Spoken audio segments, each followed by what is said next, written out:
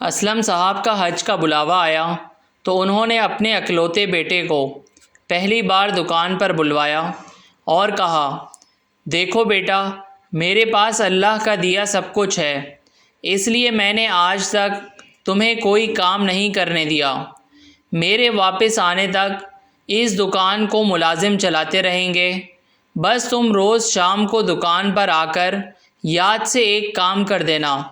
یہ سن کر بیٹے نے اسلم صاحب سے اس کام کے متعلق پوچھا تو اسلم صاحب بولے کہ تم روز پیسوں کا حساب کر کے اسے 2 حصوں میں تقسیم کر دینا، ایک حصہ اس ہرے رنگ کے ڈبے میں ڈال دینا اور دوسرا حصہ گھر میں خرچ کر دینا۔ یہ کہہ کر اسلم صاحب حج پر چلے گئے۔ اگلی شام بیٹا دکان پر گیا تو ملازم نے اسے سارے دن کا حساب دیا۔ اس نے ملازم سے سارے پیسے لیے اور ملازم کے جانے کے بعد باپ کی ہدایت کے مطابق پیسوں کو 2 حصوں میں برابر تقسیم کر دیا۔ ایک حصہ اپنی جیب میں ڈالا اور دوسرا ہرے ڈبے میں ڈال کر گھر چلا گیا۔ اسی طرح کئی دن گزر گئے۔ ایک دن اسے کچھ پیسوں کی ضرورت پڑ گئی۔ وہ دکان پر آیا تو ملازم نے پیسے اس کے حوالے کر دیے۔ اس نے پیسے گنے۔ آج اتنے ہی پیسے تھے جتنے پیسوں کی اسے ضرورت تھی۔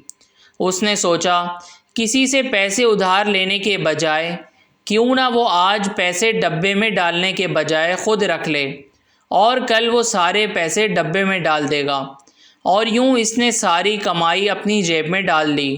اگلی شام کو وہ دکان پر آیا، ملازم سے حساب کتاب مانگا اور پیسوں کو تقسیم کیا تو اسے یاد آیا کہ آج تو سارے پیسے ڈبے میں ڈالنے تھے۔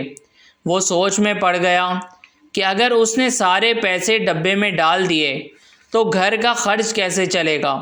یہ سوچ کر اس نے سوچا کہ ہو سکتا ہے ابا جی ڈبے میں پیسے اس لیے جمع کرتے ہوں تاکہ مشکل وقت میں کام آ سکیں۔ کیوں نہ میں پیسے جمع کرنے کے بجائے دکان میں ہی لگا دوں۔ اگلے دن سے اس نے ایسا ہی کیا۔ باپ کے آنے سے پہلے دکان کے لیے نیا مال لے آیا اور خوش ہو گیا کہ وہ اپنے باپ کے آنے تک ڈبے میں جمع ہونے والی رقم سے زیادہ پیسے جمع کر لے گا، اور یقیناً یہ دیکھ کر اس کا باپ بہت خوش ہوگا۔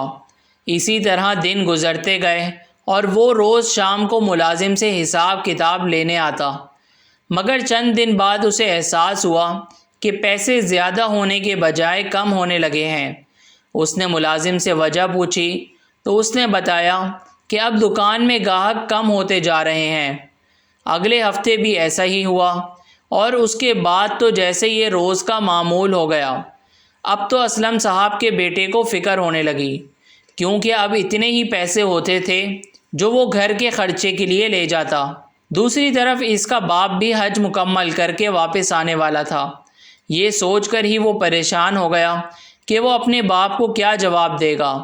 اس کی راتوں کی نیند اڑ گئی۔ فکر سے اس نے کھانا پینا کم کر دیا اور وہ سارا دن دکان پر گزارنے لگا۔ وہ اپنی پوری کوشش کر رہا تھا، مگر فائدے کے بجائے الٹا نقصان ہی ہو رہا تھا۔ آخر کار اس نے تھک ہار کر ہار مان لی اور دکان ملازم کے حوالے کر دی۔ جب اسلم صاحب واپس آئے اور فارغ ہو کر اپنی دکان پر گئے تو ملازم نے سب کچھ بتایا، جسے سن کر اسلم صاحب نے بیٹے کو دکان پر بلا لیا۔ بیٹے نے شرمندگی سے سارا واقعہ اسلم صاحب کو بتایا۔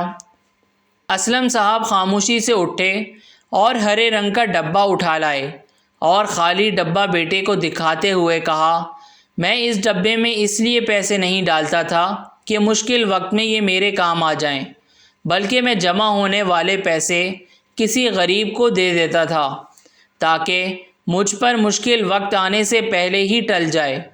اگر صدقہ کرنے والا یہ جان لے کہ صدقہ فقیر سے پہلے اللہ تعالیٰ کے پاس پہنچے گا تو دینے والے کو لینے والے سے زیادہ لذت ملے گی۔